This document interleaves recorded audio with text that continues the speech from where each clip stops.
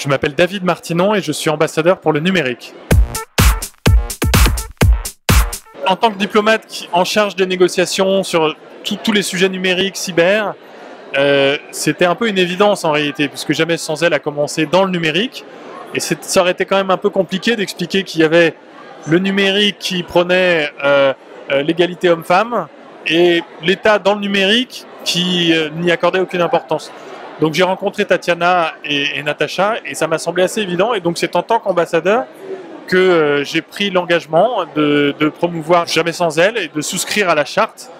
Et au fur et à mesure, je me suis dit que c'est un mouvement qu'il fallait poursuivre. Et c'est pour ça que j'ai recommandé au ministre de l'Europe et des Affaires étrangères, Jean-Yves Le Drian, de souscrire également à la charte de Jamais sans elle. Ce qu'il a fait au moment où il a présenté la stratégie internationale pour le numérique de la France, il y a quelques mois déjà. Et donc maintenant, au fond, tous les ambassadeurs français n'ont plus simplement le droit, mais le devoir de promouvoir l'engagement de Jamais sans elle.